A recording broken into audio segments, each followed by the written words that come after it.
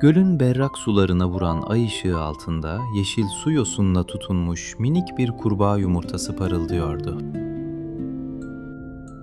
Sabah güneşinin sıcak ışıkları suyun dibine ulaştı ve göldeki tüm canlıları neşeyle uyandırdı. Yumurtanın kabuğu hafifçe çatladı ve içinden sadece uzun bir kuyruğu olan minicik bir iribaş fırladı. Bu iribaşın kocaman, parlak gözleri ve bitmek bilmeyen, guruldayan, çok aç bir karnı vardı. Minik iribaş kuyruğunu neşeyle sallayarak karnını doyurabileceği taze bitkiler aramaya başladı.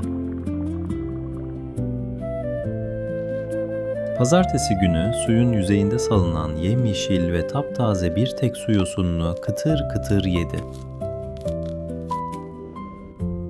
Yosunu tamamen bitirdi ama o sevimli, obur göbeği hala doymamıştı. Kuyruğunu sallayıp ilerledi. Salı günü suyun dibinde yavaşça süzülen 2 tane lezzetli su mercimeği buldu ve hemen yaklaştı. 2 su mercimeğini de saniyeler içinde yuttu ama bizim miniğin karnı hala guruldamaya devam ediyordu. Çarşamba günü kayaların arasında büyüyen 3 tane taze su yoncası gördü ve iştahla ısırdı. 3 yoncayı da bitirdi fakat içindeki açlık hissi bir türlü geçmiyor, onu yeni arayışlara itiyordu. Perşembe günü akıntıyla önüne gelen tam 4 tane lezzetli göl nilüferi kökü buldu ve neşeyle zıpladı. 4 kökü de afiyetle mideye indirdi ama bu obur miniğin iştahı sanki her gün daha da büyüyordu. Cuma günü sazlıkların arasına gizlenmiş 5 tane nefis su bitkisi filizi buldu ve hepsini kemirdi. 5 filiz de bitti ama bizimki doymak bilmiyordu. Gözü sürekli daha büyük lezzetler arıyordu. Cumartesi günü göle piknikçiler geldi ve suya çok renkli, cazip görünen abur cuburlar döküldü. İribaş, bisküvi, cips ve çikolata kırıntılarını hiç düşünmeden büyük bir hızla arka arkaya yedi. Bulduğu tüm zararlı yiyecekleri bitirdiğinde gövdesi abur cuburların yapay renklerine boyanmıştı.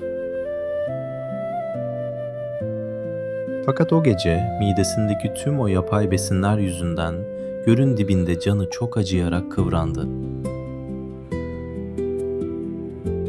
Ertesi pazar sabahı hatasını anlayan İribaş, şifayı yine doğanın temiz kollarında aramaya karar verdi. Gölün en temiz köşesinde duran şifalı bir su salkımı buldu ve taze yapraklarını çıtır çıtır yedi.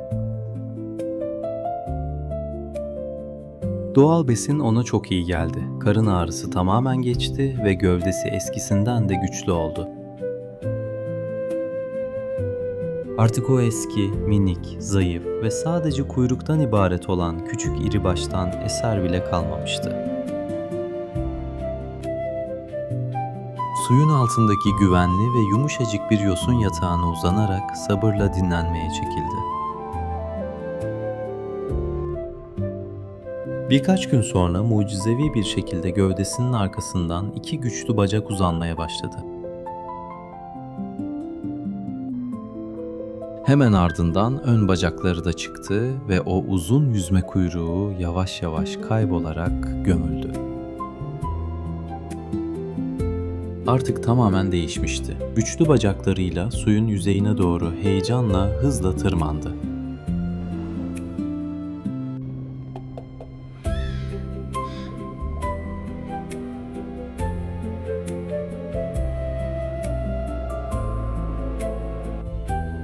Suyun dışına fırladı. Kocaman bir nilüfer yaprağının üzerine yerleşti. O artık tatlı bir kurbağaydı. Masal anlatır ki sabırla beklenen zorlu büyüme süreçleri bizi en güçlü halimize ulaştırır. Aşırılıklar ve yapaylık zarar verir. Gerçek mutluluk doğada, sabırda ve dengeli yaşamda gizlidir.